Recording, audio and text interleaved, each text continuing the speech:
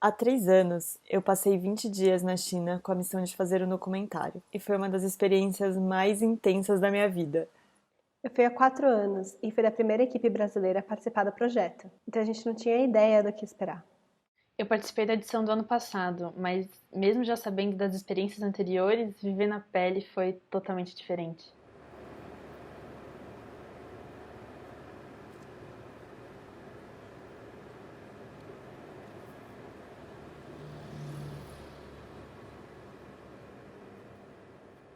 Toda vez que eu tento explicar o que é o Look in China pra alguém, as pessoas sempre ficam chocadas. É muito intenso, né? Você vai por 20 dias para a China e no final você precisa entregar um documentário de 10 minutos, com a ajuda de um produtor chinês, que às vezes também é seu tradutor. E não só isso, mas além do filme você também tem que entregar legenda em inglês e mandarim, fazer pôster, entregar uma espécie de relatório, corrigir cor, fazer edição de som e a mixagem. E ainda por cima você ainda precisa apresentar seu filme em uma grande cerimônia de encerramento. Eu lembro que quando a gente recebe a notícia de que a gente vai pra China, né? A gente acha que a gente vai poder conhecer muita coisa. Só que a realidade é que você tem literalmente um dia pra turistar e no dia seguinte começa a gravação. E na verdade você acaba realmente conhecendo muita coisa, só que não como turista. Todo dia você está descobrindo coisas novas, só que acaba sendo de um jeito que você nunca teria tido contato se não fosse uma experiência desse tipo. E a gente mal se acostumou com o fuso e já começa a filmar, né? Você sai do Brasil sabendo seu tema. E você tenta até se planejar em cima disso, só que quando chega lá, tudo é muito diferente do que você imaginava e seu planejamento vai praticamente pro lixo, assim. O meu plano era acompanhar a vida de um lutador que estava participando de competições em um festival em Xinjiang. Mas o meu tema caiu, no final das contas, e eu precisei achar um novo. E enquanto todos meus amigos já estavam filmando e eu vi o resultado incrível deles, eu ainda estava completamente sem norte. O meu tema não caiu, ainda bem.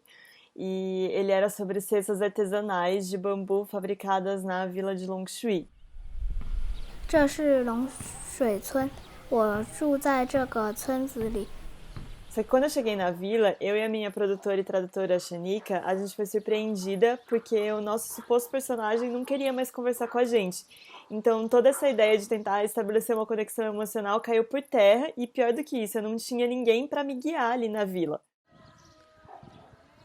E ainda por cima, você sente que tá invadindo o espaço das pessoas, porque eu abria a câmera e começava a filmar a casa delas, o trabalho delas, e eu não conseguia nem me comunicar para pedir licença, assim, né?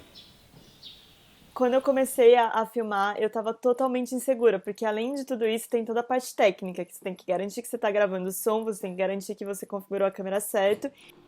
E daí eu lembro que eu fui filmando que ia aparecer na minha frente sem entender direito pra quê ou por que eu tava fazendo isso.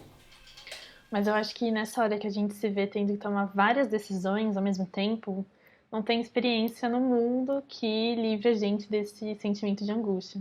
Porque tem isso de que a gente aprende a fazer filme sempre muito em equipe, né?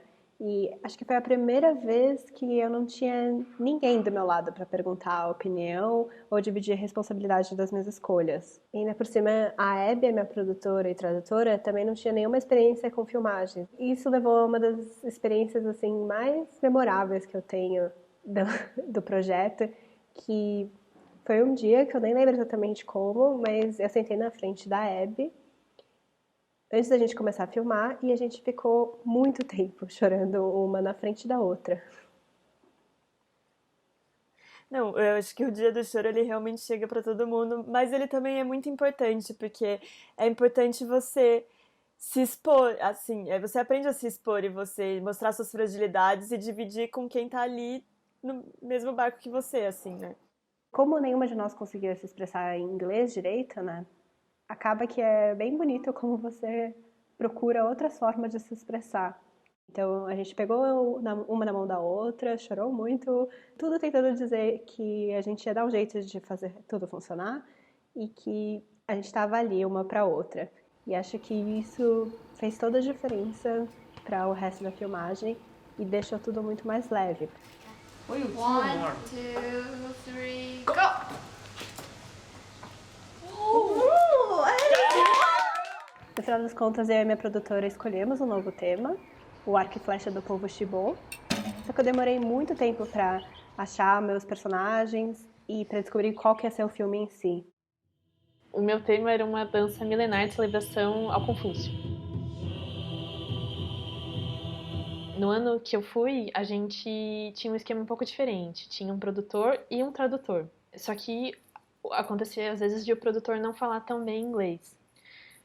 Mesmo sendo uma pessoa bem mais da área de audiovisual e que isso ajudava bastante. Por conta disso, eu e o Guhao, a gente tinha uns problemas de comunicação, às vezes. Mesmo com a ajuda do Chuton, que era nosso tradutor, que tentava muito, mas às vezes tinha coisas técnicas que era difícil para ele traduzir. E no começo, a gente ficava muito frustrado de não conseguir passar um pro outro o que a gente estava realmente pensando. Mas com o passar do tempo, a convivência e aplicativos de tradução, a gente conseguiu começar a fluir melhor. Até o ponto que parecia que a nossa comunicação era por telepatia, assim, uma coisa muito louca.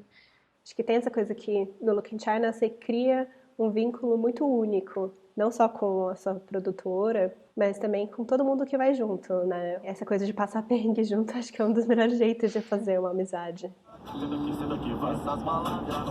Acho que tem uma coisa que, para além da gente aprender a se expor para os nossos parceiros, assim, mais diretos, a gente também tem que estar sensível para o que acontece ao nosso redor, assim.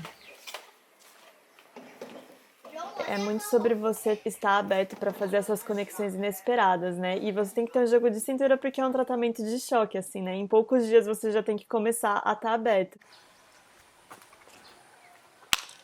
Okay, so can you ask him where are the parents of the children?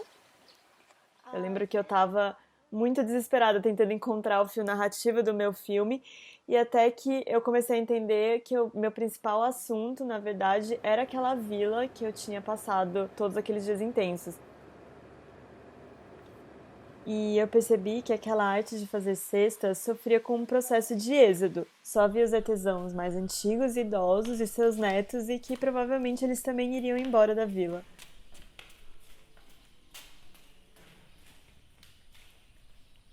Para mim foi muito marcante quando eu me vi criando uma relação com a Yanshin, que é a criança que narra o meu filme, e foi de um jeito muito orgânico e sincero. Quando ela começou a me apresentar a vila, eu entendi que do mesmo jeito que ela estava me guiando por lá, ela também deveria ser a pessoa que guiaria o meu filme. 我的名字叫郭妍欣，我今年10岁了。 Eu acho que tem também isso de que você faz a filmagem inteira, você acha que foi a coisa mais difícil e daí vem a montagem e te tratora, assim, porque acho que a montagem foi uma das coisas mais intensas que eu já fiz. Eu acho que eu nunca dormi tão pouco quanto naqueles dias. E essa coisa que você tem um monte de material filmado, mas é tudo numa língua que você não conhece. Então demora muito tempo para você entender que filme que você pode fazer e você tem pouquíssimo tempo para fazer esse filme de fato. Só quando você tem a tradução na sua mão é que você começa a entender qual é o filme que você tem, né? E daí você descobre que essas conversas, elas às vezes foram para lugares que você nem conseguia imaginar. E daí talvez você não tenha material para contar essas histórias, né? Nossa, o meu problema foi exatamente o oposto. O meu produtor, o Guhao, era muito entusiasta dos gadgets, assim, a gente teve possibilidade de explorar vários equipamentos. Mas eu tinha na montagem tanto material, de tanta câmera diferente, tanto dia de filmagem, que dava pra fazer uns 3 filmes ali, mas eu não conseguia escolher um pra começar. E aí eu olhava pro lado, via os meus amigos na ilha de montagem, avançando, criando filmes lindos, e eu ainda tava escolhendo plano. E eu comecei a ficar bem desesperada. É muito perigoso, né? Essa armadilha de você começar a se comparar com os outros, né? Porque é entender que cada um ali tá lidando com as próprias angústias e surpresas e que o processo vai ser diferente para cada um, né? E a gente vai aprendendo mesmo a observar o que realmente importa no nosso filme. Comigo aconteceu uma coisa que tem um momento muito importante no filme, que aparece um carroceiro e ele começa a narrar uma parábola sobre a piedade filial do Confúcio e a rua Chueli, que é uma rua paralela ao templo, onde fica todo o comércio, que é uma rua super importante.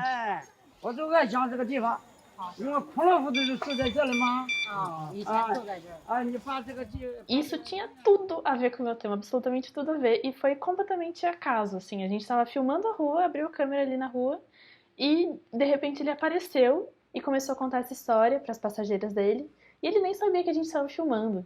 Então foi realmente um presente. Eu acho muito bonito isso, de como o documentário tem muito do acaso e saber usar o acaso, né?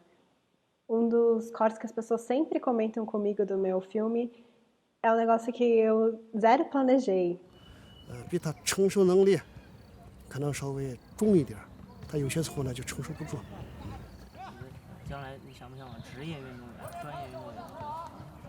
O pai só saiu para atender o telefone, eu continuei com o enquadramento, porque eu não sabia quando que ele ia voltar. E foi exatamente nesse momento que o filho dele começou a se abrir. 可能不会吧，因为在大学可能要放弃那种射箭。 E eu, como uma pessoa que gosta muito de ter tudo planejado e sob controle, foi uma experiência ter essa coisa de o tema ter caído, de estar num lugar em que eu não sei falar nada da língua, que eu faço entrevistas e eu não tenho a menor ideia do que as pessoas estão respondendo. Acho que tudo isso me ensinou muito bem a respirar fundo e um pouco me deixar levar também. E a ter essa atenção e paciência para aproveitar as oportunidades quando elas aparecem e não ficar só ansiosa, tentando prever tudo que vai acontecer, né? E acho que especificamente no Look in China, que é um processo louco, que a gente tem que fazer um filme do começo ao fim em menos de 20 dias. Tudo isso fica mais difícil, né? Fica mais aflorado. E uma hora o prazo aperta e você tem que acabar e entregar, não tem jeito. E eu acho que é importante você olhar para dentro, aprender a aceitar as imperfeições e entender que aquele é o melhor resultado que a gente consegue chegar, assim, né? E utilizar as imperfeições a seu favor também, né? Sim, acho que o Look in China ensina muito bem essa coisa de aprender a fechar um ciclo, né? Aprender a concluir o trabalho e aprender a aceitar que o filme é resultado de tudo que você viveu, em partes boas e partes ruins incluídas. E acho que a gente aprende também que a gente é capaz de fazer.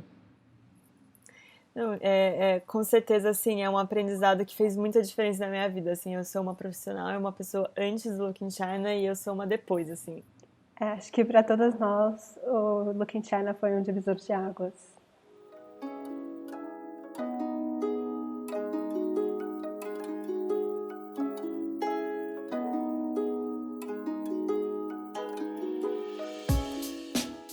Eu acho que o Look in China é um pouco sobre isso, sobre esses encontros inesperados e a possibilidade disso se tornar uma memória inesquecível e uma vivência transformadora.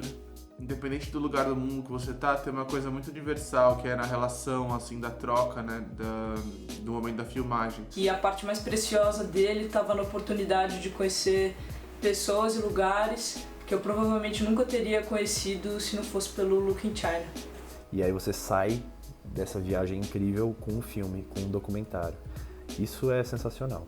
E ter tido essa experiência foi importante para eu ganhar a confiança de que eu consigo fazer um filme. Mas Look in China tá aí para mostrar que a gente é capaz de fazer muito mais do que a gente imagina. O filme ficou muito honesto da maneira como eu vejo o mundo e como eu filmo as coisas. Depois dessa experiência eu comecei a fazer mandarim e eu morro de vontade de voltar para a China. Eu tenho um enorme agradecimento por todos e guardo a experiência com muito carinho e gostaria de um dia poder voltar e rever todos aqueles que me receberam tão bem.